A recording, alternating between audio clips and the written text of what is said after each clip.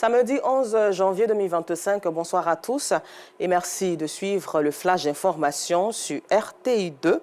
Notre rubrique du jour, l'escale 225, nous conduira au Rocher des Amours, une pure merveille située dans la ville de San Pedro, au bord de l'océan Atlantique.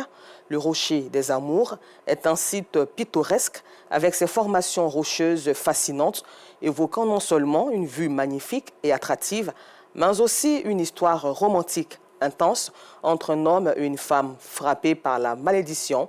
Et Laurence Kakra nous plongera dans ce cadre enchanteur, plein d'émotions, dans le 19h30.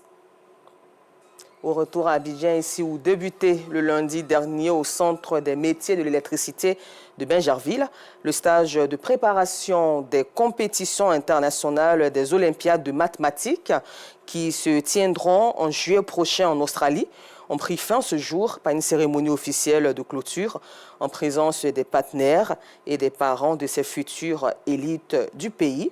Vous aurez le point de Théodore Zouzou ce soir. Et pour le civisme routier, les chauffeurs professionnels de Côte d'Ivoire ont organisé une campagne de sensibilisation récemment à la gare routière d'Adjamé. Et cette action, il faut le souligner, est menée par la mutuelle des chauffeurs de cars professionnels de Côte d'Ivoire, vise à promouvoir le civisme et la discipline sur les routes. C'est l'affaire de Théodore Zouzou aussi ce soir.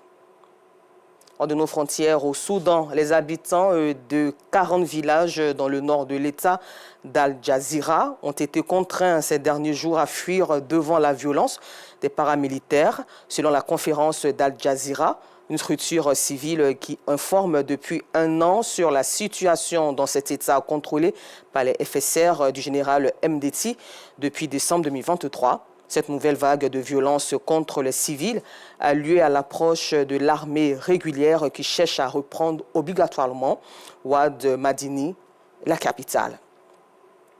Et puis pour terminer ce flash d'information, sachez qu'une semaine après la signature d'un accord entre l'Éthiopie et le Somaliland, la Somalie, qui ne reconnaît pas l'indépendance des Somalandais, poursuit donc sa contre-offensive diplomatique.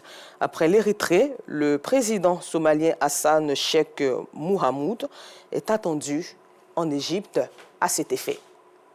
Encore merci à vous de nous avoir suivis. Moi, je vous donne rendez-vous à 19h30, toujours sur RTI 2, mais cette fois-ci pour le temps d'information complet.